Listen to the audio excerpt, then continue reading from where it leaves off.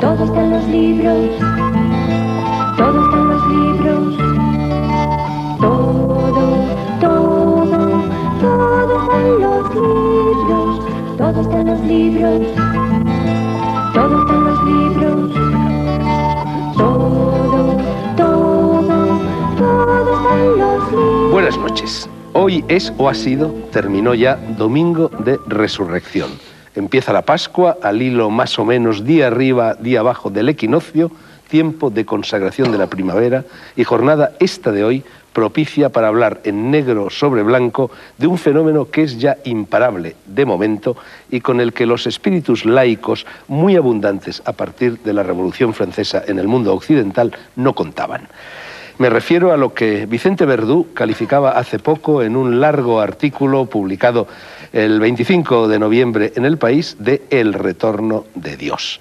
Nietzsche decretó, o más bien levantó acta, tomó nota de la presunta muerte del presunto creador del mundo a finales del siglo pasado, tras 100 años de avasalladoras triunfalistas y triunfantes elucubraciones de la filosofía positivista, y ahora parece como si se estuviera cumpliendo ya con asombrosa exactitud la profecía formulada por André Malraux cuando dijo o escribió, no lo sé a ciencia cierta, la frase es ya legendaria, que el siglo XXI será religioso o no será. En estos momentos, y el dato es verdaderamente curioso, las páginas más visitadas de Internet no son, como cabría pensar a priori, las que hablan de sexo o economía, sino las dedicadas desde cualquier punto de vista posible o imposible a la religión. Y ese interés universal por lo sagrado, territorio que la ciencia desconoce en el mejor de los casos o desprecia en el peor, tiene su lógico reflejo en la cultura, en la literatura, en los libros que son, como saben, la sustancia y el objeto de este programa. Podríamos citar muchos títulos, pero como muestra basten dos ejemplos. El ateo, no sé si lo sigue siendo, Régis Debray, ha publicado en su país, en Francia, una obra titulada Dios, un itinerario, en la que alega que la religión es una fuente de conocimiento indispensable en la historia de la condición humana y que Dios, añade, sigue siendo un concepto o un ser que goza de muy buena salud. Segundo ejemplo, en el instante de grabar este programa, quizá hayan cambiado las cosas cuando se emita, la lista de los libros de no ficción más vendidos en España está encabezada por dos obras que tratan de todo esto, aunque desde muy distintas perspectivas.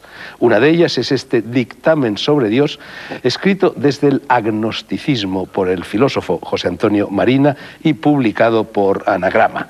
La otra obra, no agnóstica sino gnóstica, es mi muy discutida carta de Jesús al Papa. Confío en que esta mención no se tome por lo que no quiere ser publicidad, sino por lo que es información justificada por la naturaleza del programa. Hace muy pocos meses estuvo en él, por cierto, el filósofo Eugenio Trías, que publicó hace 3 o 4 años un libro dedicado a pensar la religión, así se titulaba, y del que ahora tengo aquí este otro volumen de título también muy explícito: ¿Por qué necesitamos la religión? Resulta chocante, además, la casualidad o causalidad de que Eugenio Trías sea el único filósofo español galardonado con el premio Nietzsche, precisamente Nietzsche de filosofía. En fin, que ahí y aquí está Dios, que seguimos a vueltas más que nunca con él, que sus sepultureros no han conseguido sellar la tumba y que los misterios, como me dijo en cierta ocasión Julio Caro Baroja, expulsados del pensamiento europeo por la puerta principal, se nos vuelven a colar ahora por la trasera. Lo dicho, un retorno como mínimo o quizá incluso una especie de resurrección. Para hablar de ello, no por azar es hoy, Domingo de Resurrección, contamos con la presencia del ya mencionado filósofo José Antonio Marina, del también filósofo y sacerdote Luis Cencillo, del teólogo también cristiano Juan José Tamayo, del escritor Isidro Palacios, del profesor de meditación, escritor y ex monje budista Juan Manzanera y del profesor y filósofo laico Javier Sádava, que en sus años mozos pasó por el seminario. Aquí tenemos algunas de sus respectivamente últimas obras. Claves para 2 milenios, de Luis Cencillo, Sintagma Ediciones. Panorama de la teología latinoamericana de Juan José Tamayo y Juan Bosch, Verbo Divino. Dios y Jesús hacia la comunidad de Juan José Tamayo, en la editorial Trota. Para comprender la crisis de Dios hoy, también de Juan José Tamayo. Apariciones de la Virgen, un libro ya antiguo de Isidro Juan Palacios, publicado en la colección esotérica por las ediciones Temas de hoy. La mirada del maestro, de Juan Manzanera, que fue finalista del Premio de Espiritualidad Martínez Roca en 1999. Otro libro también de Juan Manzanera sobre el placer de meditar, publicado por Dharma Ediciones. Y por último, el último libro de Javier Sádava, El hombre espiritual, que tiene también que ver con todo esto de lo que hoy vamos a hablar, ética, moral y religión ante el nuevo milenio. Bien, primera pregunta. El artículo de Vicente Verdú llevaba una especie de pretítulo. La entrega a lo misterioso parece un fenómeno de reacción contra el desencanto del mundo. Lo que yo os pregunto es, ¿solo eso? Porque de ser así estaríamos ante una simple moda destinada a disiparse, y yo tengo la impresión de que se trata de algo más sintomático y sistemático, más profundo, de un fenómeno de largo alcance, casi de una segunda venida. José Antonio Marina. Bueno, yo creo que hay la razón de esta vuelta, sí es una razón de desencanto de las promesas que se habían hecho, digamos, laicas. Y sobre todo se ha retomado una de las tres funciones que había tenido la religión. La religión había querido explicar la realidad entera, y eso lo hace muy bien la ciencia. Había querido organizar la conducta, y eso empieza a hacerlo una ética laica, pero había querido ayudar a soportar las grandes experiencias de turbación emocionales, de lo misterioso, del poder, de lo real, que eso no ha cogido el relevo a nadie. Entonces, la vuelta a la religión yo creo que va por ese camino de un medio para ayudar a recuperar el significado de ciertas experiencias y para soportar ciertas emociones muy perturbadoras. Yo, con respecto al planteamiento que ha hecho Fernando sobre, a propósito de citar a Verdú, el retorno de Dios, yo discrepo sobre esa cuestión. Aparentemente parece que efectivamente hay algo de esto, pero yo veo que el proceso es a la inversa. Es decir, cuando uno se relaciona con Dios, que fundamentalmente es religión y mística, el hombre, por regla general, enmudece. Mientras que el proceso de nuestra civilización contemporánea produce todo lo contrario. Es decir, exaltación del hombre. Hay sí, probablemente, una nueva religión que, más que ser una religión divina, es una religión humanista que centra todo el interés en lo humano. Y de hecho, bueno, tenemos un símbolo por antonomasia que se repite hasta la saciedad, que es el pentagrama, el símbolo ideado por el grupo pitagórico, por Pitágoras, que es la estrella de 5 puntas, y que todo el mundo sabe en simbología que es un símbolo de expansión del hombre.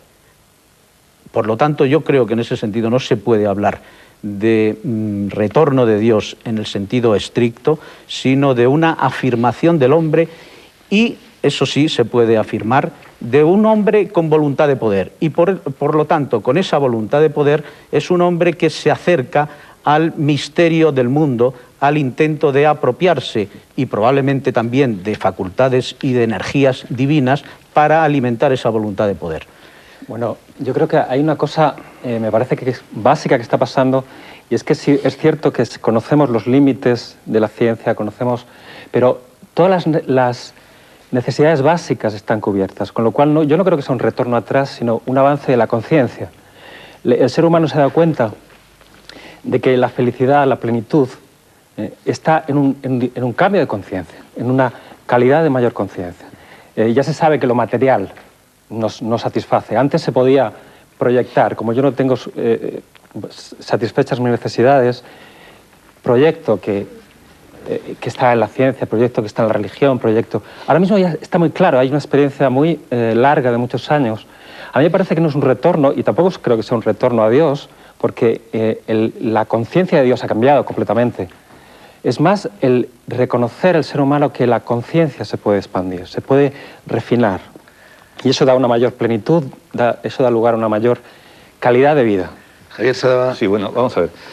Yo en este retorno de los brujos, o de Dios, o de la venganza, como decía un francés, la venganza de Dios, dejando de lado qué es esa gran metáfora Dios, o hasta dónde se expande, pues, si se puede dar una definición de religión, yo creo que hay una parte muy espuria, otra muy normal. Es decir, empiezo por la normal. O sea, bueno, que hay una serie de necesidades pues, que van a ir, mientras haya conciencia, autoconciencia, bueno, los límites, la muerte, el intento de, bueno, pues de que no quede uno frustrado con el sufrimiento de la muerte, pues probablemente habrá dioses, ¿no? Habrá algo que tiene relación con lo que llamamos religión. Pero junto a eso, dadas las fluctuaciones de la ciencia, por cierto, hay muchos científicos que se dice que son creyentes, después yo creo que eso es mentira, es decir, que las estadísticas varían en función de los intereses de quien las haga. De Einstein, por ejemplo. Bueno, claro, decir como Einstein, ¿no? El sentimiento cósmico de que decía Einstein del universo, pues eso, ¿por qué le llamamos religión? Eso es puro panteísmo, hombre, en un sentido ampliado, ¿no? O por ejemplo, Planck, cuando hablaba del misterio del ser, parecido a lo que han dicho otros teólogos, o Jeans, cuando hablaba de la última realidad, bueno, pues no sé, pues sí, pero eso... En sentido estricto eso no es lo que se entiende o lo que quisiéramos entender en nuestra cultura por Dios. Después hablaremos de eso. Pero digo, junto al aspecto que me parece, por llamarlo positivo, es decir, bueno, tiene ciertas necesidades, simboliza, se expresa, hay otra, que es la gran mentira. Es decir, estamos llenos de embusteros, estamos llenos de pseudodivinos, estamos llenos de majaderos.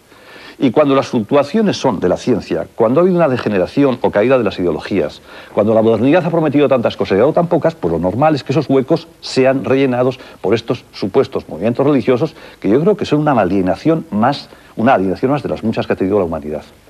Bueno, sí, no, Tamayo, ¿querías decir algo? Bueno, sí. Por favor. Yo creo que antes de preguntarnos a qué se debe el retorno de la religión, habría que preguntarse cuáles son las manifestaciones de ese retorno, porque es uno de los fenómenos más complejos y más ambiguos. Claro. Es decir, no retorna la religión del amor, no retorna la religión de la solidaridad. ¿Qué es lo que retorna ahora mismo?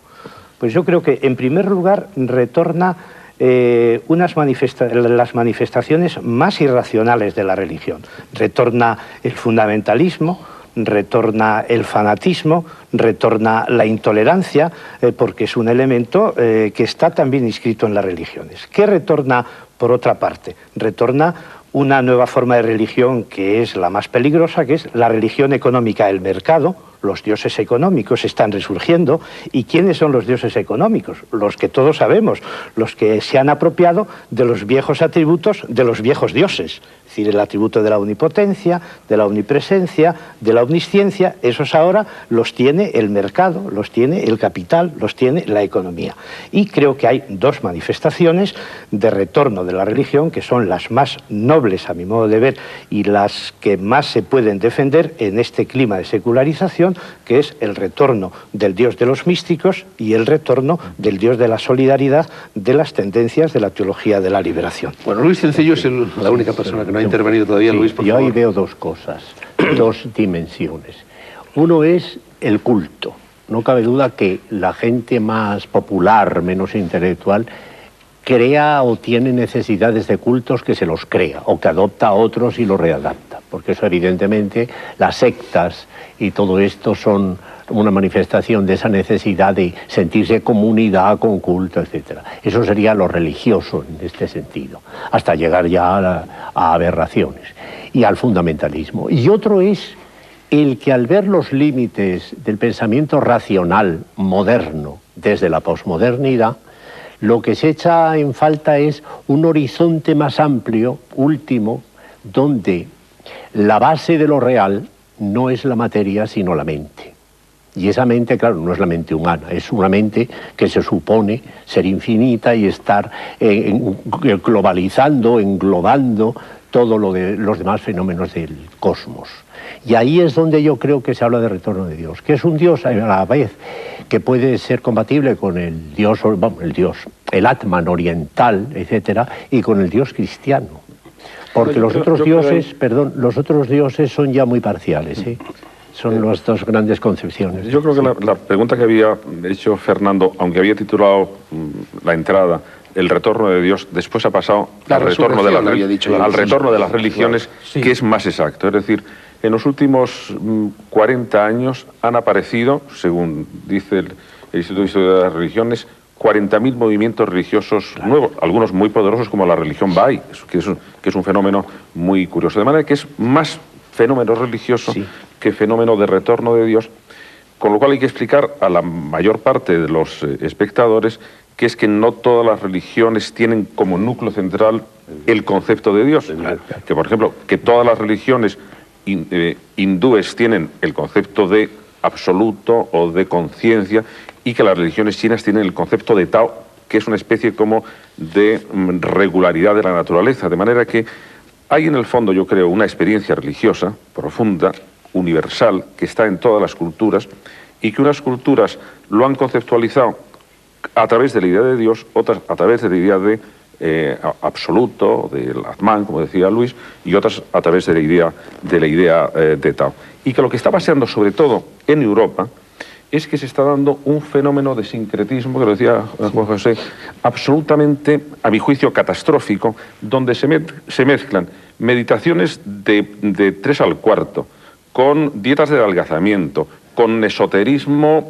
Solo hay que ver en los kioscos la cantidad de revistas esotéricas que han aparecido. Es una especie de barullo conceptual, pseudomístico, no sé qué, y yo creo que sí conviene, y ojalá pudiéramos hacer en este programa, aclarar un poquitín las ideas de, pero en todo esto que hay de serio. Lo de la teología de la liberación me parece el aspecto religioso más importante que ha sucedido en los últimos 50 años. En cualquier caso, yo estoy muy de acuerdo con lo que se ha dicho aquí, aunque quizá hemos metido muchos dioses y muchas religiones, y me convendría después a lo mejor acotarlo un poco más, ¿no? Pero a mí me gustaría, Nobleza Obliga, también una lanza a favor de los que no tienen ningún interés por la religión. Porque yo sí creo que una de las grandes hebras o de las raíces del ser humano es la religión. Pero hay otros que a los cuales la religión no les interesa en absoluto. Shakespeare, que ha tocado todas las pasiones en sus tragedias, pues no la religión nunca. Entre nosotros, cuando Tierno Galván se declaraba agnóstico, con una probablemente concepción de agnosticismo muy personal y no creo que muy exacta, decía que no le interesaba para nada. No le interesaba para nada esto, ¿no? Y bueno, pues no sé, estoy pensando en filósofos, por lo menos en su vida, no en sus obras, como Hume, que no tenían para nada ningún interés en la religión. O sea que yo creo que también deberíamos de ser respetuosos con aquellos, bueno, que se vean al margen de cualquier, no sé, por lo menos de esto que nosotros pensamos, que yo pienso, desde luego, que es tan esencial en los seres humanos. Ahora, añado, yo creo que en este retorno de las religiones, en un sentido amplio, de magias, autoayuda, como decía antes, mentirosos, embusteros y tal, es un hecho real, pero no solo en Europa, en Estados Unidos, por ejemplo, la nueva era... Sobre todo en Estados Unidos. La New Age tiene casi 20 millones. Hay charlatanes que tienen 1 millón de adeptos fácilmente. Pero cuidado, yo no creo tampoco que eso coloque a estos movimientos muy lejos de otra serie de religiones que se postulan como muy racionales, con una teología muy hecha, y que en el fondo son tan sectarias como las otras, ¿no? Es decir, que ya sabes que Bonhoeffer decía que el cristianismo no es religión. Exactamente, bueno, sí, pero en un sentido luterano que yo no aceptaría, claro, estaba por encima, ¿no? Claro, como lo decía Calvart, ¿no? Claro. En ese sentido, la única religión potente en este momento, admirable, es mi sombra, quiero decir, no tengo nada con ella, me parece peligrosísima, es el islamismo. Claro. La que lleva a sus últimas consecuencias un Dios amo, un Dios monoteísta, que es hasta el creador del mal. Sí, pero si me permitís hacer una matización... Lo cual es realmente peligroso, claro. Con respecto al tema del retorno de lo religioso. Yo creo que se produce un doble fenómeno en el mismo aspecto. Es decir, por un lado se observa una crisis de la religiosidad como factor público. No hay que olvidar que hay que hacer una diferencia entre la vida íntima, religiosa o mística y la vida del surgimiento del templo exterior. Por ejemplo, en Occidente la primitiva religión es la religión del hogar, anclada en la intimidad de la casa. El templo surge a partir del siglo VIII antes de Jesucristo como una exaltación de la hipertrofia de lo público en relación con el nacimiento de lo político. Yo creo que es ese tipo de religión como factor público de cohesión de determinadas colectividades las que está fracasando o está en crisis profunda. Sin embargo, la religiosidad como vuelco hacia lo íntimo manifiesta dos aspectos. Por un lado, el intento de apropiarse de todo lo que es, y tú has citado, energético, mágico, para ponerlo al servicio de mi experiencia individual, a ver cómo yo puedo acrecentar mi voluntad de poder y afirmarme como individuo en el mundo. Y ese fenómeno también produce el lado inverso, el renacimiento de lo místico, que yo creo que en ese sentido es lo que, desde el punto de vista positivo, fíjate, surge. lo que pasa es que el retorno de las religiones es muy distinto. Juan José había dicho antes, hay una parte fanática. Javier Claro. acaba de decir, me parece que en este momento la religión más coherente con la tradición religiosa es el Islam. Sí es cierto que mientras que en Occidente, en primer lugar, el fenómeno del ateísmo, cuando lees a un experto que se declara crítico de religiones, como es Harold Bloom, dice, bueno, el fenómeno del ateísmo es un fenómeno únicamente europeo.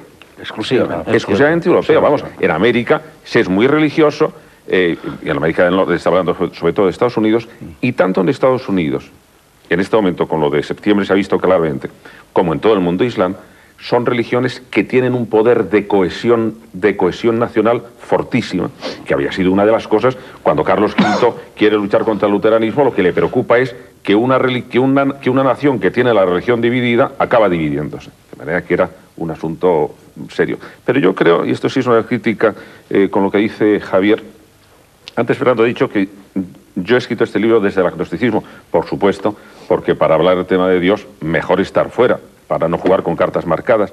Pero, sin embargo, yo no creo que la conclusión sea agnóstica. Yo creo que hay un fenómeno de seriedad intelectual en la filosofía que tiene que ver con el mundo religioso y que también estamos trivializando mucho. Es decir, ¿se puede en este momento ser religioso inteligentemente? Yo creo que sí. Totalmente de acuerdo. Sí, Yo sí. creo que Después, sí. después, Eso es lo que proponías, pero con lo de vamos a ver. pensar la religión. Sí, un poco por la alusión, ¿no? Primero, Pero desde el punto que has de vista dicho individual, no Sí. colectivo. Bueno, Bueno, claro. No, pero no hablamos de Porque iglesia, estamos- no hablamos de iglesia. ¿verdad? No, pero, por ejemplo, el que has citado a Harold Bloom. Harold Bloom en uno de sus últimos libros dice, yo no sé si será cierto o no, que el 69% de los americanos creen en los ángeles.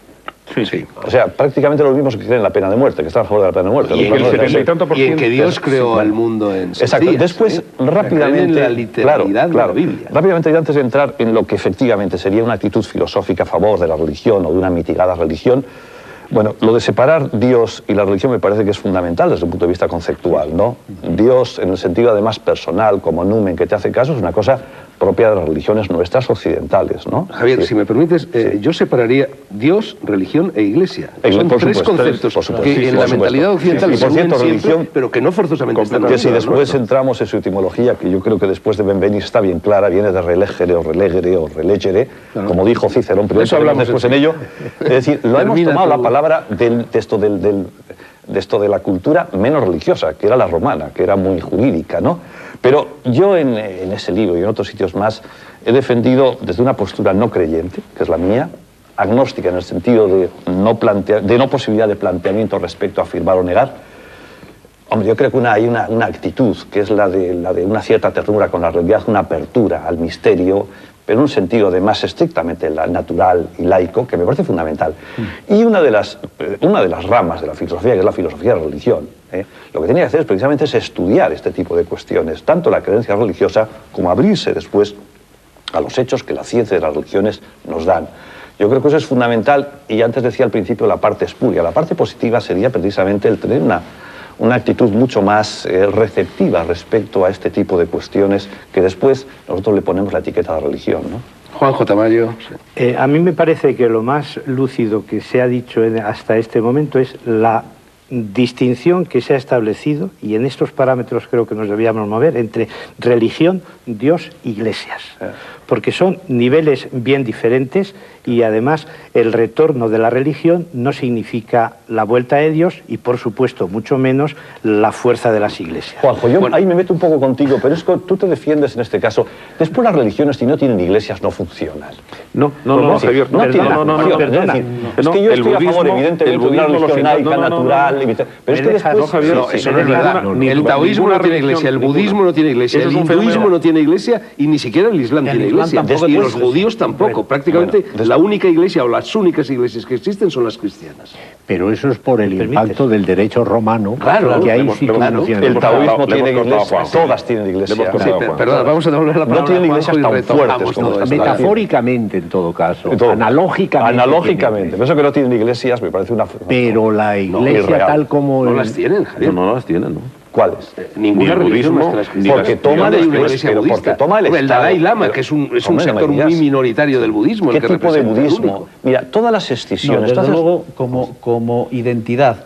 no tienen y como teólogos, entiende el catolicismo la palabra iglesia, no efectivamente, porque el nacimiento de la iglesia no hay que olvidarlo, que es semejante histórica y semánticamente al nacimiento del imperio cristiano.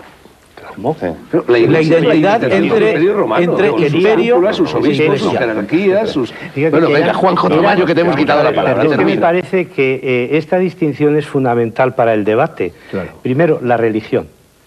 Me gustó mucho el último libro de Eliade, el editado en España, en el que dice que... ¿El diario portugués te refieres? No, ese es el otro, último que se ha publicado. el La último. prueba me parece que se llama, Sí. la prueba, donde dice en el primer capítulo, creo que me he equivocado en toda mi estudio de historia de las religiones, relacionado tan directamente la religión con Dios. Y dice, porque creo que la religión tiene que ver con el sentido, la verdad y el ser. Y en ese sentido, yo creo que sí se está produciendo un retorno de la religión y bien fecundo, que es cuando ya la filosofía de la razón instrumental y cuando la ciencia no plantea las preguntas por el sentido, evidentemente parece que hay, perdón un segundo, Sí. hay una instancia que la plantee, que no quiere decir que sea necesaria o no. Por tanto, segundo, el tema de Dios. No lo trato ahora, pero entro en el tema de la mediación de las iglesias. La Iglesia Católica es un fracaso del movimiento de Jesús de Nazaret. Es decir, yo recordaré siempre a este respecto, para defender mi tesis, la frase famosa de Loisy, por la cual fue condenado. Alfred Loisy, en aquel famoso libro de 1902, L'Église et l'Évangile, dijo, Dios anunció el reino Y y nos han que traído una fracasó, iglesia, sí. lo que vino fue la Iglesia. La Iglesia es el gran fracaso del movimiento de Jesús. Otra cosa muy distinta es el movimiento comunitario. El cristianismo no surge a través de mediaciones institucionales, ni judías ni romanas, sino que surge a través de un movimiento comunitario de seguidores y seguidoras de Jesús. Bueno, Y en ese sentido, pero me vamos a- parece que la mediación de la Iglesia es uno de los obstáculos fundamentales en la construcción del reino desde la perspectiva del cristianismo. Pero vamos a ver, de la historia este- del cristianismo, yo lo que Sí. durante una época sí estudié porque me pareció fascinante, Claro. es justo el primer siglo. El primer siglo, cuando se están construyendo las iglesias a las que se dirige, por ejemplo, el Apocalipsis, es un movimiento muy sugestivo, muy extraño, muy de comunidades pequeñas con mucha autonomía cada una de ellas, en que se consideraban que lo que tenían que hacer, en lo que consideraban yo creo que era la gran...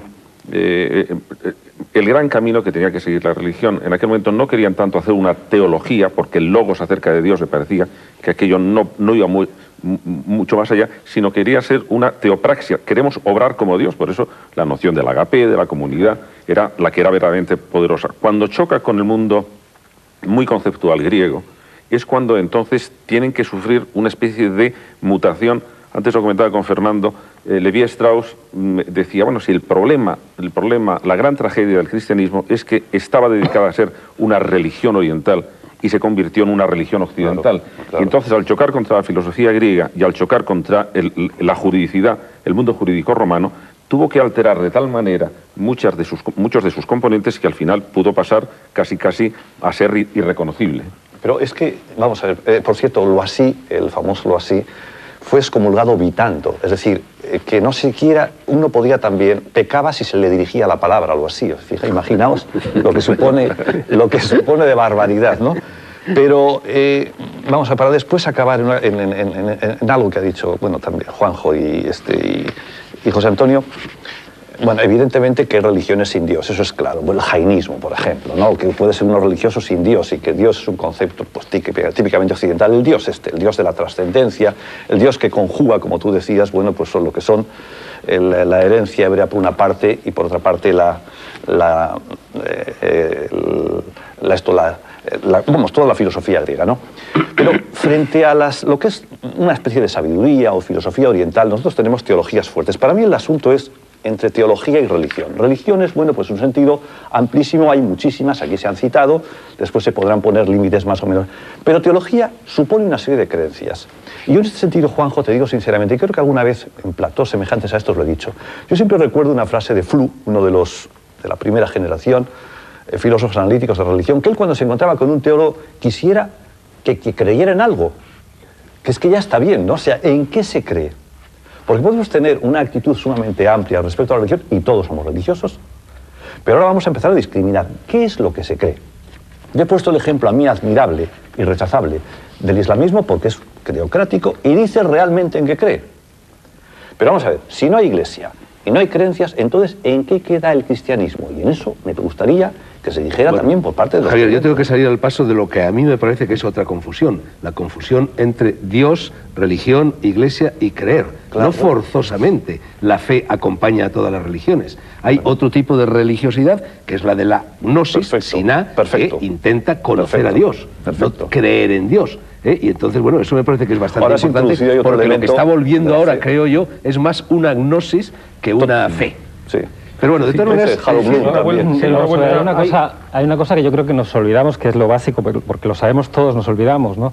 ¿Por qué hay religión? ¿Por qué hay religión después de siglos y milenios, ¿no? Por el miedo, ¿no? El ser humano tiene miedo. Bueno, entonces ante eso... Puede ser por el miedo, esto lo diría un puente Ojea, la falacia conativa, el miedo a la muerte, uno puede ser por buscar una tentativa de respuesta a preguntas que nos atormentan a todos, las grandes preguntas, ¿qué somos? ¿Quiénes somos? ¿A dónde vamos? ¿De dónde venimos? Claro, ¿no? y ante esa incertidumbre y inseguridad, sí, pero hay una inseguridad básica. Cuando tú enfermas, estoy hablando de personas, cuando una persona coge un cáncer, enseguida buscas a Dios. O cuando un amigo... Bueno, hay una duda, ¿no? Más que una inseguridad. No, ya sabemos que la filosofía nace de la duda, ¿no? Hay una inseguridad, un miedo, no sé qué hago aquí, no sé dónde voy, no sé. Pero y a partir de ahí se crean un montón de historias, ¿no? Ese miedo procede de una estructura antropológica, que es el desfondamiento y la falta de compleción cenital de un sistema abarcativo del mundo dado por naturaleza. Bueno, el caso es que las personas, los seres humanos, que son los que nos sobre todo movemos, una visión religión religiosa negativa, porque quien concibe la religión así,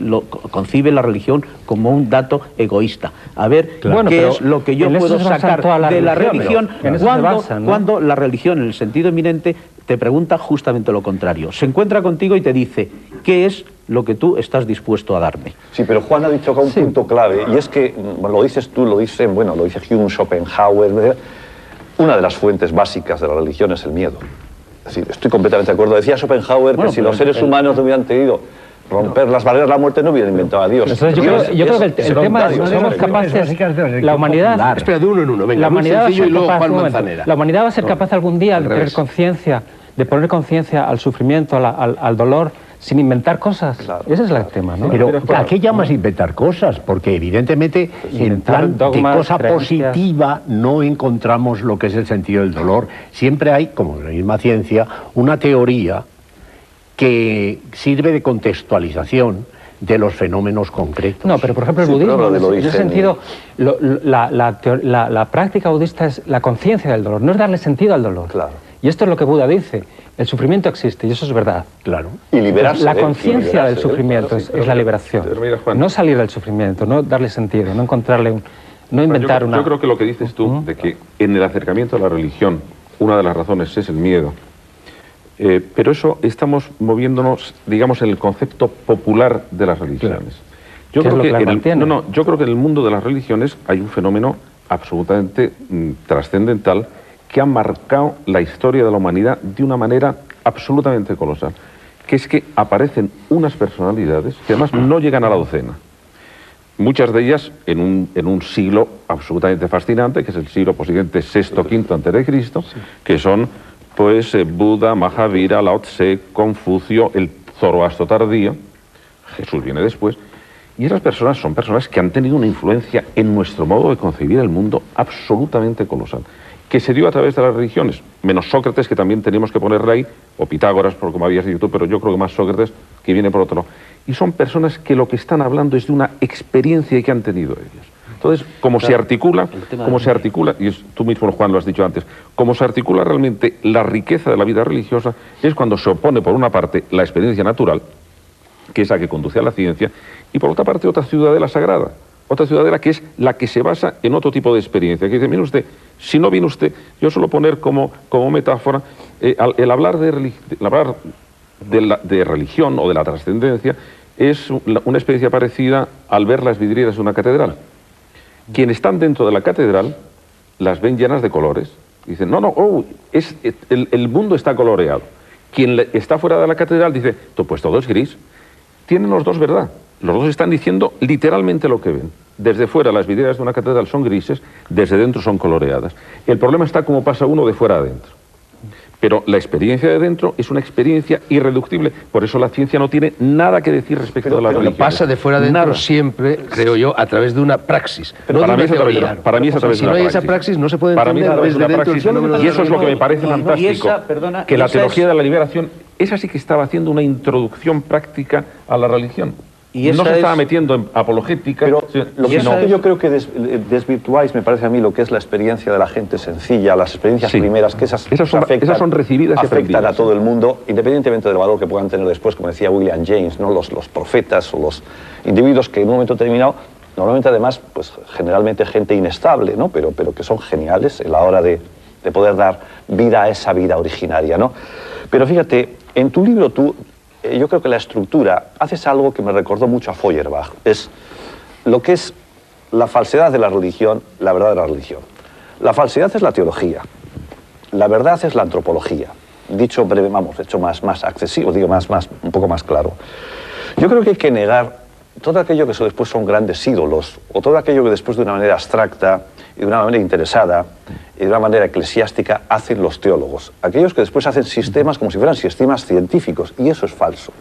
Y hay que recuperar precisamente ese tipo de experiencias que son mucho más auténticas, ¿no? Y que serían la verdad de la religión. Y esa verdad de la religión tiene que ver con lo que decía antes Juan, con lo que puede ser el dolor y con lo que son, en último término, los sentimientos básicos, el conjunto de sentimientos, de necesidades, de imágenes que tenemos los seres humanos. Y eso depurado quiere decir que no tiene que construirse ningún sistema teológico al respecto, ni un guardián que sea iglesia. Eso es lo que me parece que lo que hay que mantener de la religión. Ahora, fíjate, es que nosotros hemos hecho una teología, estamos hablando de la teología puramente escolástica, la fuerte, que entonces era una traducción de términos filosóficos a términos religiosos o al revés. Pero, por ejemplo, hay un tipo de teología, por una parte la teología mística dentro de nuestro ámbito cultural, o por ejemplo la teología de Sankara dentro de la tradición Vedanta, que lo que se están diciendo es únicamente la exposición, como pueden, de una experiencia. El problema de las religiones es que se han eliminado o de la experiencia o de la acción. Por eso, otra forma de teología válida es una teología como la de liberación, que es muy poco logos y es mucho y es muy praxis. Y está diciendo, es en la praxis donde se adquiere una determinada experiencia respecto de la religión. Yo creo que aquí se está jugando con un concepto de teología demasiado achicado, demasiado ubicado en el ámbito de la teología escolástica. Claro, eso es una manera de hacer teología de ese momento. La etimología incluso tengo la impresión de que muchos filósofos, sobre todo filósofos del ámbito del agnosticismo, se sienten mucho más cómodos dialogando y discutiendo con filósofos escolásticos que con teólogos de la liberación.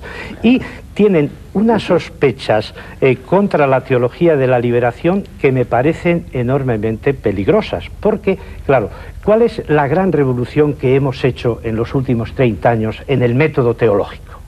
Que el acto primero de la teología es la experiencia religiosa y la praxis. Y el acto segundo es la reflexión desde esa experiencia. Y como dice Gustavo Gutiérrez, y yo creo que lleva toda la razón, quien no está en el acto primero, la reflexión que hace es, cuando menos, cínica y poco vinculada a la realidad histórica. Claro, desde esa perspectiva, la teología ya cambia, porque en el fondo, ¿cuáles son las tres dimensiones de la reflexión teológica? Lo decía muy bien Ignacio Ellacuría, tiene una dimensión no ética, que es toda la teoría del conocimiento, tiene una dimensión ética, el deber ser, y tiene una dimensión práctica, la acción para la construcción de un nuevo mundo. A mí me parece que esta concepción de la teología es bastante más completa y sintoniza mejor con las nuevas corrientes filosóficas. Un alto en el camino, hay quienes piensan que ahora el ojo de Yahvé es la publicidad.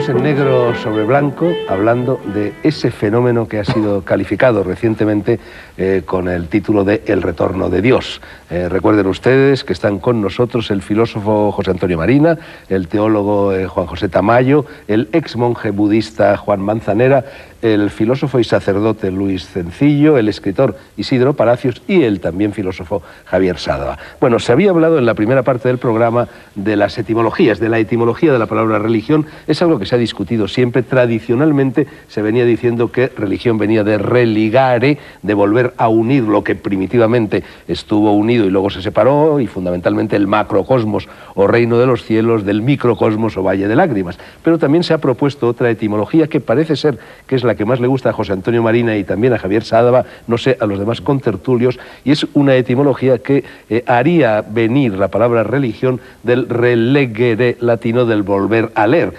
¿Qué es lo que se volvería a leer? Bueno, se volvería a leer la realidad entera, y José Antonio Marina pone en relación esta etimología de la palabra religión con la necesidad, digamos, de no ser negligente a la hora de leer esa realidad. Sí, tradicionalmente se ha dicho que la etimología venía de religio, que era el estar ligado a una realidad trascendente o a una personalidad trascendente. Por ejemplo, aquí en España ha utilizado mucho Zubiri en todas sus obras de teología. La otra, a mí me parece mucho más sugestiva. Relegere es, el mundo permite dos lecturas. Hay una lectura precipitada, negligente, olvidadiza, que es cuando el mundo solo es, el mundo es como es y se acabó. Y una lectura más cuidadosa, una relectura, una lectura atenta, que descubre lo que a mí me gusta llamar la dimensión divina de la realidad. Y a mí esto me parece... Es decir, que no se detiene en lo que los hindúes llaman maya, la ilusión propuesta por los científicos, y que además es un fenómeno que se da realmente en casi todas las culturas. Hay el mundo profano, que es el que todavía se ha quedado fuera, y, digamos, el mundo religioso, que es que ha sido capaz de ir un poquitín más, y que tiene que ver con una etimología también maravillosa. Todo el mundo, cuando hablamos de religión, hablamos del mundo del simbolismo. Es un mundo simbólico, es un mundo que, más allá de la percepción, convierte la percepción, como decía San Francisco de Asís y toda la escuela franciscana, pues un vestigio de otra cosa. La palabra símbolo significa en realidad moneda partida. Era una contraseña que se daba en que una persona tenía la mitad de una moneda para poder reconocer cuando llegaba la otra persona a la cita.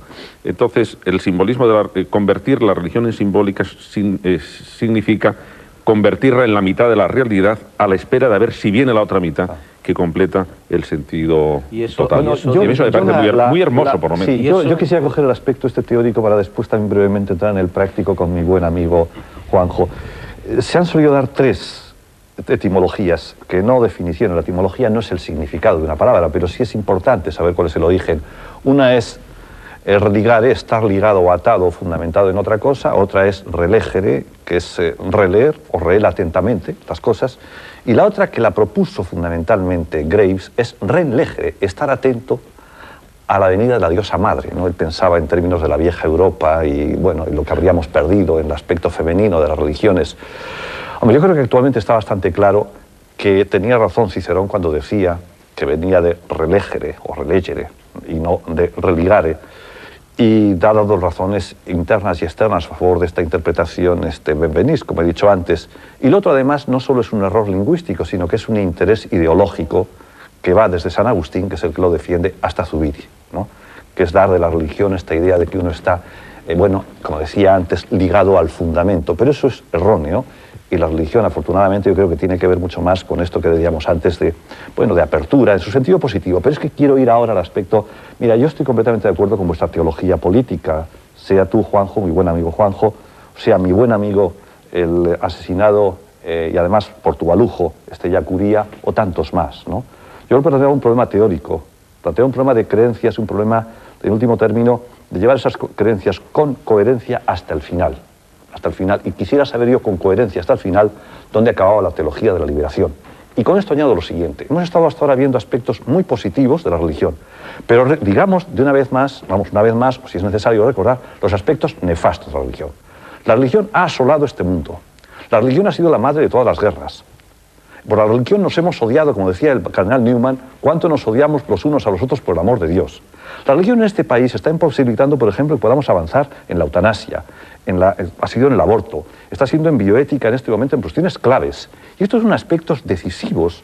Me da igual que sean de las iglesias, me da igual que sea de la religión, que es la que nosotros tenemos en nuestra cultura, o me da igual que sea de una concepción de Dios. Y ante eso también hay que ser, en este sentido, sumamente no solo crítico, sino llevar a la realidad esta concepción auténtica que vemos que puede haber de la religión, salvarla y después aplicar esto a nuestra vida cotidiana.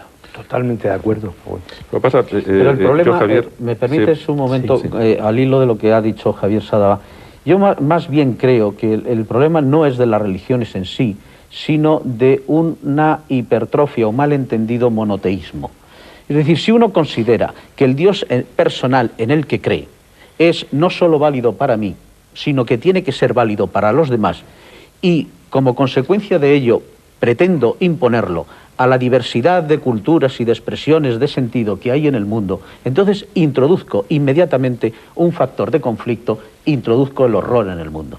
Bueno. Ahora, si partes del principio de la religión, que estamos aquí hablando, de que la religión, ante todo, por encima de etimologías, semántica y otras cuestiones de orden teológico, es relación íntima y de experiencia, y en ese sentido me distancio de la concepción teológica que ha surgido o se ha impuesto en Occidente, considerando que la religión y Dios es pensable, es pensamiento, y en eso recojo y estoy de acuerdo contigo, Javier, que si la religión y la teología y Dios es pensamiento, es falso, mientras que si es experiencia, y lo que tú decías, José Antonio Marina, es verdadero, ahí fundamentalmente creo que, como considera la tradición oriental cristiana, del cristianismo oriental, que no se puede diferenciar o distanciar teología de experiencia mística, es decir, nadie puede hablar de lo que no ha experimentado previamente. Por lo tanto, yo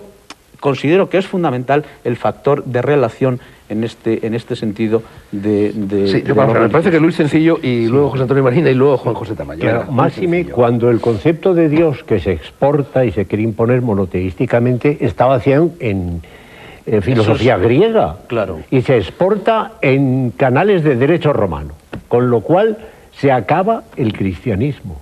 Se convierte en una especie de partido, como un partido político, una disciplina de partido, una idea, cuando previamente el cristianismo es para la libertad os quiso Cristo, es una distensión de esos rituales romanos antiguos, de la religión romana, y una vivencia de hijos de Dios en el reino con toda libertad.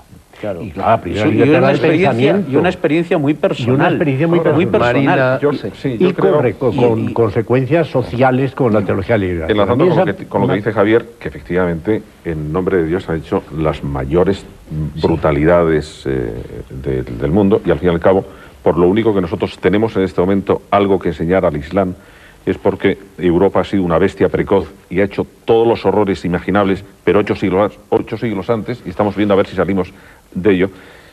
Lo que yo he defendido en mi libro, que sienta muy mal a personas piadosas, yo creo que no a personas verdaderamente religiosas, es que las religiones tienen que someterse a un criterio ético. El marco ético está por encima de las religiones. Y cuando se estudia la historia de las religiones se ve que, por ejemplo, la aceptación dentro del catolicismo de la libertad de conciencia, por ejemplo, o de la igualdad de la mujer, ha sido una presión ética sobre la religión que lo que ha hecho ha sido llevarle por el buen camino. Entonces, el marco ético es el que dictamina si una religión es aceptable o no es aceptable. Totalmente de acuerdo. Y por eso, y de hecho, cuando en los parlamentos de las religiones... Tú has llegado a decir incluso, José Antonio Marina, que Dios se hiciera bueno fue un gran progreso. Sí, porque no siempre dentro de las religiones antiguas Dios era una entidad el Dios bíblico benévola, no es un Dios bueno, empieza a ser Dios bueno con los profetas. En cuanto se empieza ya a preocupar de la justicia, de los pobres, de los débiles. Pero decía que cuando en el Parlamento de las religiones se han reunido representantes de todas las religiones, en el aspecto dogmático no se han puesto de acuerdo nunca. En los aspectos éticos sí. Y eso yo creo que es la gran salida y el gran problema que tenemos ahora. Cuando se quiere demonizar a las religiones, lo que se quiere únicamente decir es, miren ustedes, las religiones son aceptables o inaceptables según la ética que tengan.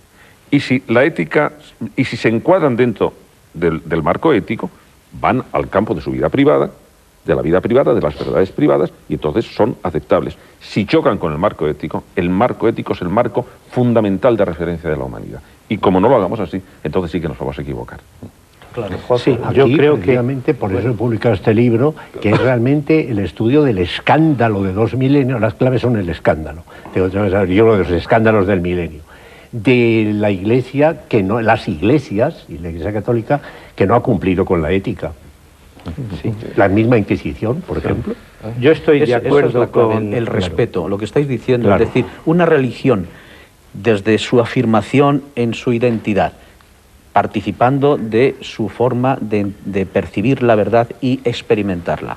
Al mismo tiempo, no concibe el respeto a otras posibilidades de experimentar El esa... respeto es algo ético fundamentalmente, y como decía Eso, José Antonio, entonces, claro, ahí ¿no? estaría la frontera entre la aceptación de la falsedad o de la creo que convenía verdadera... decirlo. Claro, yo quiero decir casi telegráficamente, porque veo que el tiempo se echa encima, en relación con lo que ha dicho Javier, totalmente de acuerdo con ese alegato y esa denuncia sobre las perversiones de la religión. Sí. Creo que muchos de los filósofos y algunos españoles filósofos de la religión se han convertido en apologetas de la religión y se han olvidado de la dimensión de la crítica de la religión. Claro. No se puede pasar por alto la crítica de la religión que se ha hecho en el siglo XIX. Tres cosas muy perdón. La crítica económica, la crítica filosófica, la crítica cultural y la crítica ideológica. Por tanto, totalmente de acuerdo. Segundo, en el tema de religión, religare o relegere, yo creo que como esto de las etimologías es bastante subjetivo, con el permiso de Isidoro de Sevilla, con el permiso de Isidoro de Sevilla, yo me apunto a las dos, porque creo que destacan dos elementos complementarios. El primero, religare, quiere decir relación, como ha dicho Isidoro, y relación en el sentido no vertical, sino también horizontal. La religión tiene una dimensión de relación comunitaria. Claro. Y yo creo que esa concepción de religión como religare desde una perspectiva horizontal libera del espiritualismo, de una concepción individualista de la religión. Y relegere creo que es una etimología muy certera porque nos libera de los fundamentalismos que renuncian a la hermenéutica, porque en el fondo, cuando José Antonio dice relegere y se queda con ello, yo digo, efectivamente, la hermenéutica, que es una de las grandes carencias que se ha dado en las teologías de cualquier religión. Relegere quiere decir reinterpretar el texto fundante de la religión dentro del contexto en que se lee. Fernando, yo sí que voy a ser telegráfico ahora, pero quería apuntar algunas de las cuestiones que se han dicho aquí respecto a esa aparente, como decía Luis, y creo que está en el ambiente, ¿no?, bondad del cristianismo inicial, ¿no?, ese cristianismo del Jesús de los niños, del Jesús contra lo que podía ser la hipocresía y tal. Bueno, el cristianismo es eso que aparente, no soy experto, pero ciertamente de lo poco que conocemos de Cristo, y es Pablo de Tarso, y en Pablo de Tarso de esto encontramos muy poco. En Pablo de Tarso ya hay una actitud sumamente dura, eclesial, de doctrina, que tiene muy poco que ver con estos lazos maravillosos y tiernos de los cuales estamos hablando. Después, respecto a la ética, por supuesto, la ética es autónoma, se basta a sí misma, ¿no? Y la ética no tiene por qué depender de la religión, sino todo lo contrario, es la que juzga, ¿no? Y la filosofía, en este sentido moral, pues juzga todo aquello que tiene que ver con las cuestiones resulta escandaloso. ¿Cómo? Que resulta escandaloso. Es que, como decía Derek Parfit, uno de los filósofos actuales, dice, estamos empezando a emanciparnos moralmente de la religión. Es que estas cosas cuestan mucho. Pero ¿quién define las normas de la ética para que sean universales? Te lo pregunto, Javier, porque, por ejemplo, en la mayor parte de los casos, lo que llamamos ética en el mundo occidental es una ética que se ha fabricado desde la religión cristiana, sin tomar en consideración otras posibles. Se ha fabricado desde la palabra de Cristo, claro, pero antes de la religión cristiana. Pero por ejemplo, eso José Antonio lo explica bastante bien en el libro respecto a lo que es el origen y la explicación de una cosa. El origen ha sido ese, por supuesto. ¿Tú crees que, José Antonio? Sí, yo creo que sí se puede fundar una ética universal. Es una de las propuestas de tu libro, claro. Pero lo que pasa es que... Y me imagino que tu próximo libro va a ir por esos derroteros, ¿no? Sí, el próximo libro va a ir sobre lo siguiente. Sexo y norma. ¿Por qué de las morales sexuales, que son absolutamente culturales, podemos pasar a una ética de la sexualidad? Porque ese es el proceso que se ha seguido. Lo que pasa es que los filósofos son muy megalómanos Y entonces han creído que podían levantarse una mañana y poner de arriba abajo, sacarse toda una moral. Tomada de la religión. José Antonio, yo no digo que no pueda existir una ética universal. Digo que la ética que en estos momentos se nos propone como universal, a lo mejor no es tan universal como parece. Incluso la famosa declaración de los derechos humanos, que en Oriente se interpreta como una ideología occidental. Claro, Fernando, porque acabamos de empezar. Acabamos de empezar. No tenemos una metodología todavía. Con lo que dice todavía. Fernando me refería a decir, habláis de ética universal. Definamos qué es lo que define o refiere ética universal. Haz el bien y evita el mal. Sí, la mal. ética universal defiende como principio fundamental el respeto a las diferencias, al hecho de querer interpretar. Bueno, a unas diferencias sí y a otras no. Claro. No a todas las diferencias. ¿Y quién dice qué diferencia? Sí, vamos a ver. Entonces no respetamos el derecho a la diferencia. La tortura está bien si está el derecho a la diferencia. El derecho a la diferencia es radicalmente falso. Claro, depende de cómo. Lo que hay es derechos universales que favorecen las diferencias. Al derecho a la diferencia se opone la homogeneidad. No. La homogeneidad en normas universales, claro. Naturalmente. Los derechos universales valen para todos. Pero mira, por una razón, sí. Lo que va a hacer la ética, nos hemos equivocado con la ética diciendo es un conjunto de prohibiciones, de deberes y de no sé qué. La ética es las mejores soluciones que a la inteligencia se le han ocurrido para resolver no más de una docena de problemas. Cómo valoro la vida mía, cómo valoro la de los demás, cómo valoro el sexo, la familia, la educación de los chicos, la relación con los extranjeros, la propiedad y la distribución de la propiedad. Y entonces han empezado a haber soluciones. Y lo único que yo digo, por lo que pueda haber una ética universal, es porque se puede justificar razonablemente que hasta donde sabemos en este momento, a lo mejor, igual que la ciencia tenemos que cambiar, la mejor solución para resolver estos problemas son las siguientes. Yo creo que sí se puede justificar por qué la monogamia es mejor que la poligamia. Entre otras cosas porque cuando las mujeres pueden elegir, prefieren la monogamia. De manera que sí se puede, pero caso a caso. Viendo a ver, ¿y esto por qué es mejor, por qué es mejor esto que lo otro? La ética es una ciencia inductiva, no es una ciencia deductiva. Y hace falta una tarea antropológica, cuidadosa, de crítica, de prueba, de comprobación, que los éticos no lo han hecho hasta ahora porque no han tenido paciencia. Bueno, yo evidentemente no voy a hablar ahora no voy a hablar como catedrático de ética porque soy una pedantería, pero sí me gustaría decir brevísimamente, y sobre todo respecto a lo que ha dicho Isidro, y estando fundamentalmente de acuerdo con lo que ha dicho José Antonio, mira, la ética es una conquista que hemos hecho los seres humanos a lo largo de la historia, ¿no? Y estamos en ello. Y frente a la ética puede haber una actitud que creo que detrás de lo que te decías tú, que me parece su negación, que es el relativismo. Es decir, una cosa es que yo esté a favor de las costumbres más distintas, y te aseguro que en este sentido me apetece que este mundo sea un mundo con inmenso colorido y cada uno haga lo que le dé la gana. Ahora, tiene que haber una tendencia a que haya valores compartidos por todos los seres humanos, que precisamente eso es la ética, porque si no, no sería ética. La ética no es un conjunto de costumbres, a pesar de que esa sea la etimología esto latina. La ética es el intento por conseguir una armonía en la cual no haya interferencias, que esos son los deberes, y haya ayudas, que esos son los bienes, y cada uno pueda tener precisamente su propia gusto, felicidad. Y una vez dicho eso, quiero acabar con lo que decía antes, con Juanjo. Mira, tú has hablado de filosofía de la religión. En España todavía no hay prácticamente filosofía de la religión. Y a lo que te referías tú era a teólogos, que es muy distinto.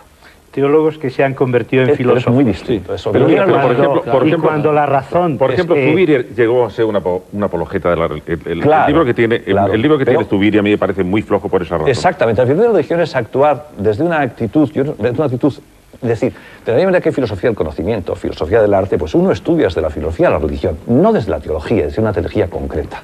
En ese sentido, como mucho, ha habido teologías filosóficas, hay disputas internas dentro de la teología, pero estamos todavía por hacer y por construir, y es uno de los, por cierto, una de las tareas que tendría también la Universidad Española, auténtica filosofía de la religión, ¿no? Ahora, yo con una dimensión después muy práctica, y es que al final, lo bueno de la religión, que tiene una parte buena, sin duda, puesto que responde a raíz humana, se aproveche, pero que no sea alienante, que lo primero es este mundo, y hay que resolver los problemas concretos aquí, y que no sea la religión ningún instrumento, como he dicho antes, ¿no?, que sirva para dejarnos entontecidos y estupidizados. A mí me parece, Javier, o yo por lo menos lo he intentado con una, digamos, con una gran humildad, pero que me gustaría que también vosotros opinarais, que sí se puede hacer un criterio de evaluación de las religiones,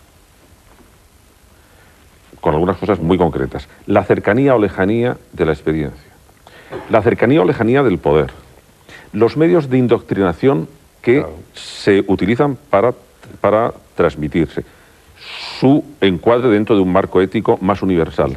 Las religiones del libro, si aceptan la hermenéutica o no aceptan la hermenéutica. El problema que tiene el Islam en este momento es que se cerró la puerta de la ijtihad, diciendo, ¿no? Esto ya no se comenta ni un paso más, cosa que no era maometana. Mahoma no quería tener sacerdotes ni intérpretes, quería que cada uno tuviera precisamente la obligación de acercarse a la escritura. Yo creo que sí hay unos criterios para evaluar las religiones que hace que no todas las religiones sean lo mismo. Y que en este momento, por ejemplo, el budismo tiene un gran prestigio. No es casualidad que en este momento haya en Francia 2 millones de budistas franceses. No, han encontrado otra cosa.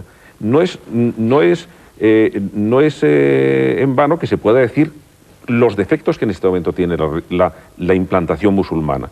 Pues que está muy relacionada con el poder, que se ha metido en política, que el Corán sigue siendo un código penal civil, que no ha hecho una hermenéutica de... Bueno, sí se pueden decir cosas para evaluar unas religiones respecto de otras, y yo creo que tenemos que tener también la valentía un poco de decirlo, igual que hacemos, porque si no, hacemos la crítica solo de la religión cristiana. De acuerdo. Y no solo que ojalá los budistas fueran así en Ceilán y no machacaran a los tamíes, ¿no? Pero ¿cuál es la fuente? Eso es un problema político, no religioso.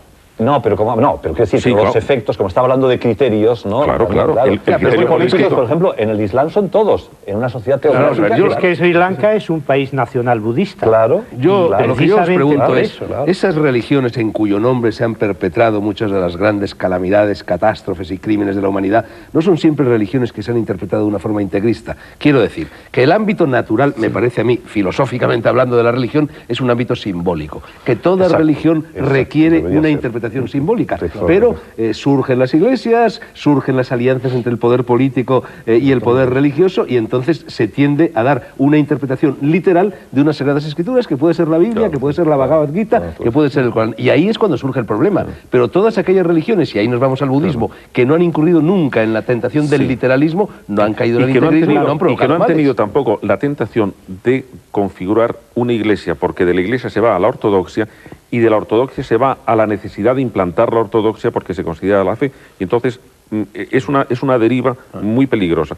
Los budistas no han tenido nunca una iglesia ni una ortodoxia en ese sentido. Mira, ha habido... Yo en ese sentido pienso que el nacimiento de la crisis fundamentalmente comienza no en esos efectos que ahora se están aquí desplegando, sino cuando consideras, y eso ya viene desde Sócrates, que el mundo tiene que tener un sentido. Y que ese sentido tienes que proporcionárselo al mundo. En ese momento introduces... Pero eso es contradictorio, si ya lo tiene... No, es que no lo tienes, no, lo darás pero tú, bueno, pero perfectamente. Pero Bueno, entonces... lo tiene y tienes que percibirlo, tú en cuanto ser humano. Es que no ha dicho Entonces, eso, ¿qué ocurre cuando tú... Yo creo que no lo tiene. Perdona, otra cosa es que lo tengas que dar el que puedas, ¿no? Pero ¿qué ocurre entonces cuando, a la inversa de lo que ha pensado el pensamiento tradicional anterior y poético, que el mundo no tiene un sentido, sino que es lo que es, lo que es, cuando tú dices filosófica o religiosamente que el mundo tiene un sentido, introduces un proyecto y un destino para ese mundo, y por lo tanto fuerzas al mundo y a tus semejantes a canalizar la vida hacia ese sentido. Y eso es lo que introduce el elemento de conflicto, de violencia, de horror que hemos vivido. Yo diría, ahí veo yo la clave. Continuando por la línea de José Antonio, creo que ahora mismo estamos en un momento espléndido para poner en marcha lo que yo llamaría una ecumene de las religiones a través del diálogo interreligioso. Creo que es un momento espléndido porque las religiones en general se están desdogmatizando y se están etizando, que creo que es una de las grandes claves.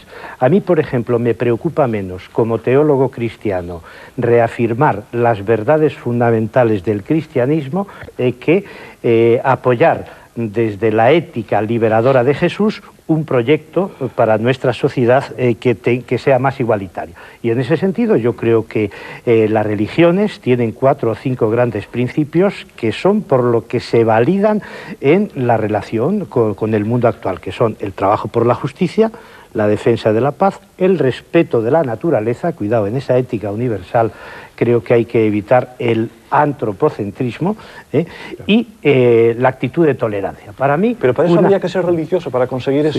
Yo me he preguntado una cosa, Juan, porque fíjate, Juan antes ha hablado de que efectivamente la experiencia, fundamentalmente la experiencia budista, es una experiencia de alcanzar la liberación. Sí. Juan José está hablando también de la teología de la liberación respecto de una liberación mucho menos individual mediante la meditación, sino mucho más activa, liberando incluso políticamente a la gente. Pero son dos liberaciones diferentes. Desde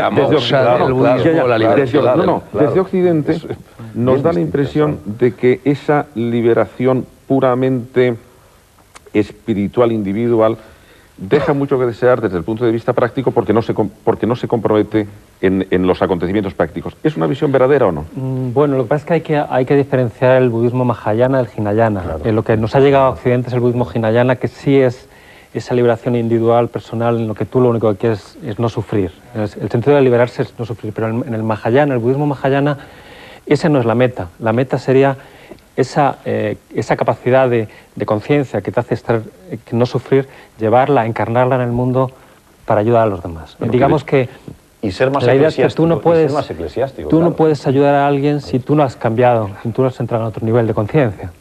Si tú no, bueno, básicamente si tú sigues enganchado y atrapado en tus emociones, no puedes decir a alguien, llevarle a otro afuera, ¿no? Pero bueno, y ahora, aprovechando que me has dado la palabra, hay un tema, yo creo que es fundamental también, ¿no? La búsqueda del ser humano de espiritualidad, ¿no? La búsqueda de trascendencia. Entonces, ¿por qué algunas religiones, dices, por qué el budismo está tanto en Francia, ¿no? ¿Por qué algún tipo de cristianismo está floreciendo también? Porque están dando métodos para el ser humano para conectar con eso trascendente, espiritual. Métodos que no están basados en creencias, no están basados en lógica, sino en experiencia. Y esto es lo realmente interesante, ¿no? La meditación, sobre todo, sí, entre todos. Claro, o la oración, o más altos, ¿no? La experiencia entonces, ¿cómo? ¿Qué métodos?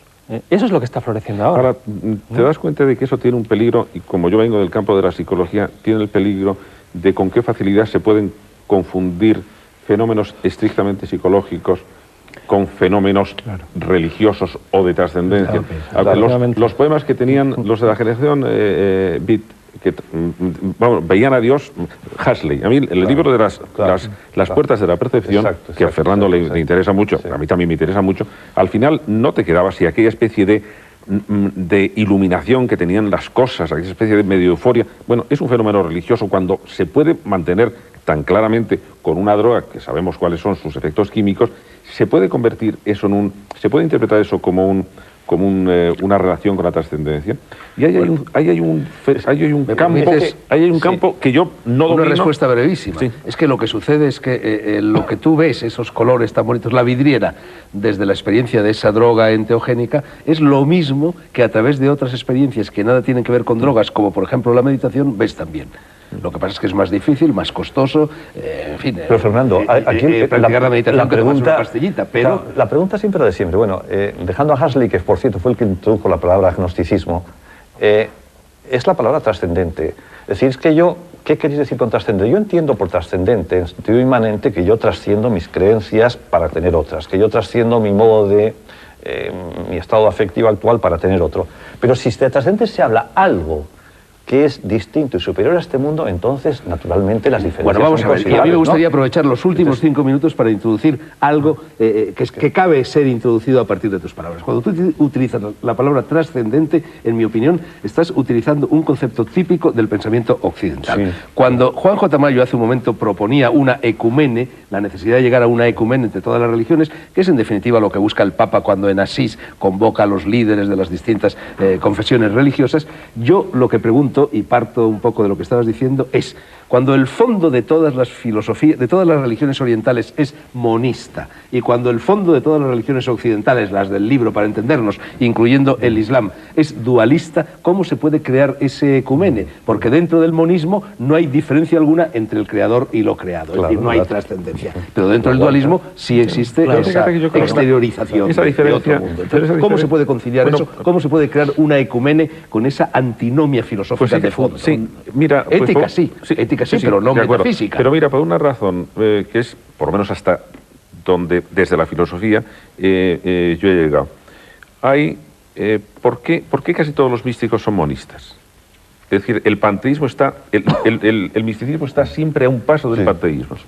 ¿Por qué un filósofo tan sumamente, en teoría, dualista? Porque el misticismo es una ciencia, es un gnosis, es tentativa de conocimiento. No es ¿por qué un filósofo, digamos, tan dualista de entrada como es Santo Tomás de Aquino, hace un descubrimiento filosófico, a mí me parece, de una belleza, de una brillantez absoluta, cuando descubre que respecto de la consistencia o de la esencia de las cosas había dualismo, pero respecto de la existencia había un monismo absoluto, y que entonces solo hay una existencia participada por cada una de las esencias, y se introduce en un monismo de la existencia que, cuando lo comparas con cosas que dice Sankara dentro de la teología, digamos, Vedanta, dices, bueno, están diciendo cosas muy parecidas, están diciendo, o cuando ves los textos zen de esa especie de brillantez, de sorpresa ante la existencia, y bueno, aquí sí que están tomando, aquí sí que están habiendo cosas muy parecidas. Es decir, si prolongas una parte de la teología, no ya solo la teología mística, sino una parte de la teología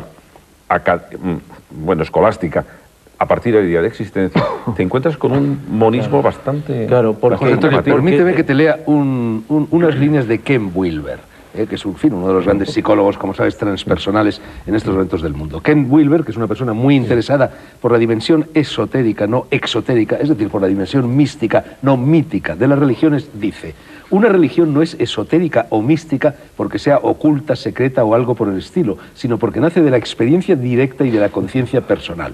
La religión esotérica no te pide que tengas fe en nada ni en que te sometas dócilmente a ningún dogma. La religión esotérica, por el contrario, consiste en un conjunto de experimentos personales que llevas a cabo científicamente en el laboratorio de la propia conciencia. No se trata, pues, de un conjunto de principios y de leyes basadas en creencias o en deseos, sino en una experiencia directa, validada y verificada públicamente por un grupo de iguales que también han llevado a cabo el mismo experimento. Y ese experimento es la meditación. Sí, pero mira, eso Juan José lo podría explicar mejor que yo. A mí me llamó mucho la atención las cosas, el tipo de problema que le preocupaba a Santa Teresa de Jesús, una mística, que decía, vamos a ver, ¿hasta qué punto me puedo yo fiar de las experiencias místicas? Y tiene unos análisis de una dureza y de una brillante, decir, ¿cómo sé yo que esto no me lo estoy inventando? Y si conducen a conclusiones de alcance universal, lo único que Wilber dice, de la misma forma que no hay una química americana, china o italiana, tampoco hay una mística americana, china, italiana, budista o cristiana, es la misma. Bersón llegó, digamos, a todo su espiritualismo diciendo, de todos los fenómenos místicos son semejantes, algo tiene que haber por debajo. De manera que pero Santa Teresa de Jesús decía una cosa que a mí me llama más atención. Pues mire usted, depende de las consecuencias prácticas que tiene. Alguien que ha tenido una experiencia absolutamente trascendental y que en su vida práctica sigue igual, eso es falso. Bueno, yo en cualquier caso, en ese sentido, no sigo y soy mucho más... Pero es que ese tipo de experiencias, no eres el mismo una vez que las has vivido. Cuando tú en tu libro... te presentan con un saber a mí, sin incertidumbre. Respecto de tu libro, Fernando, que ya sabes que tengo muchas críticas, que siento no poderlas hacer aquí, pero tienes una cosa donde sí me lo tomo en serio. Esta experiencia que tuve ha cambiado mi vida. Bueno, vamos a empezar por ahí. El servicio postventa, eso es lo que demuestra la validez de la experiencia. Yo ahí quería añadir justamente la diferencia entre esa vivencia aparentemente teórica y lo práctico de tu discurso. Justamente el místico, el poeta y el enamorado rompen ese dualismo en todos los aspectos. No distinguen alma y cuerpo. No distinguen frente a un principio que se afirma el que lo niega. Y no distinguen objeto y sujeto. ¿Y eso cómo se verifica después de esa experiencia en el nivel práctico? Pues sencillamente en la enseñanza de Jesús: no respondas ante la provocación. Es decir, ruptura de la dialéctica, ruptura de la separación, ruptura del enfrentamiento. El principio dialéctico es lo que introduce el elemento conflictivo y violento en el mundo y lo enfrenta y diaboliza al otro. Oye, pero lo que pasa es que al final, yo la verdad es que hemos desbordado de tal manera la idea de religión, porque esto, ¿qué diferencia hemos empezado la parapsicología y esto? Pero Javier, sin embargo, yo creo que hemos seguido un hilo que a mí me parece realmente importante. Yo decía retóricamente. Hemos empezado por Dios, hemos seguido por religión, hemos seguido por iglesia. Y luego al final de lo que estamos hablando es de ética. Por decir lo que pienso, me parece llevado el agua a tu molino. Ya que estamos al final sobre este asunto, y estoy dispuesto a argumentarlo, naturalmente, porque aquí la cuestión no es, uno puede decir que ha tenido experiencias maravillosas de todo tipo, ¿no? Experiencias religiosas, en sentido estricto, yo creo que no las hay. Hay vivencias, que son siempre internas y que son privadas, y que después unos le darán un valor estrictamente natural y otros... Experiencia y vivencia son no, bastante parecidas. experiencia de Dios no hay porque tendría que ser un objeto, para decirlo en términos groseros, y no es un objeto espacio-temporal. Experiencia solo tiene uno de las cosas que tiene, que son intersubjetivas, que puede repetirlas, y las experiencias... Ahora, que después pudiéramos tener la última prueba podría ser pragmática, si todos pudiéramos llegar a consecuencias... Mi experiencia de que quiero una persona mi experiencia de que quiero una persona es una experiencia que no es intersubjetiva, solo la tengo yo, respecto a la cual puedo engañarme o no engañarme. No es trascendente, ¿eh? En absoluto, es absolutamente inmanente. Bueno, claro, es que estamos pero es que los místicos no niegan la presencia de la trascendencia en lo inmanente. ¿Sería compatible con el ateísmo? Pregunto, ¿todo lo que tú estás diciendo sería compatible con el ateísmo, sí o no? Por ejemplo, del budismo. Bueno, Garodí dice que, y tienes razón, creo yo, el ateísmo es una fase necesaria para llegar a la religión, precisamente porque te obliga a pensarla y a repensarla. Es la ilustración del proceso religioso. No, llegó antes. A ver, el budismo siempre... La mujer es consecuencia, no efecto en el caso. No, perdón. El budismo siempre está al debate si el budismo es una religión o una filosofía, ¿no? Sí, y la razón, es un debate importante. La razón es porque el método, y esto es lo que antes hablaba, el método para llegar a la experiencia, como quieras llamarla, es ¿quién soy yo? La conciencia de uno mismo, ¿no? Sí. Ahí se acerca mucho, por ejemplo, a la filosofía en el que, bueno, yo no soy este cuerpo, yo no soy las células, yo no soy la mente. Entonces, el budismo dice, bueno, cuando tú realmente, o sea, todo esto que dicen los filósofos, que lo dicen un poco desde la lógica, desde la reflexión, si se dieran cuenta realmente de lo que están diciendo, eso es una experiencia espiritual. Eso es lo que llama el budismo la realización. Pero fíjate, hay una diferencia en todo lo que hemos dicho que no ha salido hasta ahora y es importante. Religiones en sentido positivo y en sentido natural. Porque claro, unas son las religiones reveladas, de donde aparece que algo viene de fuera y se coloca allí, que son las que habitualmente existen. Y otra cosa son las vivencias que uno puede tener de forma natural. A mí esa distinción me parece esencial. Si uno se queda en las segundas, que sería el caso mío, digo el caso mío, teórico y práctico, lo que quiero decir es que trascendencia no conozco ninguna. Y respecto a las religiones positivas no creo en ninguna. Y que los seres humanos lo pueden hacer más, sí. Quédese ahí. Se nos ha terminado el tiempo, perdona que te interrumpa, Javier. Ponemos unos puntos suspensivos, procuraremos rellenarlo en algún programa sucesivo. Y digamos ahora, sensación final del Rocío, alguien está detrás. Lo escribió Lezama Lima y yo utilicé esa frase como renglón final de una de mis novelas. Sírvannos también ahora para poner hermoso término a este debate dos poemas de un hombre que llevaba en sus venas gotas de sangre jacobina, Antonio Machado. El primer poema dice así: y ha de morir contigo el mundo mago, donde guarda el recuerdo los hálitos más puros de la vida, la blanca sombra del amor primero, la voz que fue a tu corazón, la mano que tú querías retener en sueños, y todos los amores que llegaron al alma, al hondo cielo, y ha de morir contigo el mundo tuyo, la vieja vida en orden tuyo y nuevo, los yunques y crisoles de tu alma trabajan para el polvo y para el viento. El segundo poema, también de Antonio Machado, ya lo he dicho, es un soneto y dice lo siguiente: cuando el ser que se es hizo la nada y reposó, que bien lo merecía, ya tuvo el día noche y compañía tuvo el hombre en la ausencia de la amada. Fiat umbra, brotó el pensar humano, y el huevo universal alzó, vacío, ya sin color, desustanciado y frío, lleno de niebla ingrávida en su mano. Toma el cero integral, la hueca esfera que has de mirar si lo has de ver erguido. Hoy que es espalda el lomo de tu fiera, y es el milagro del no ser cumplido, brinda, poeta, un canto de frontera a la muerte, al silencio y al olvido. Termina así, por hoy, negro sobre blanco. Queden con Dios. Buenas noches.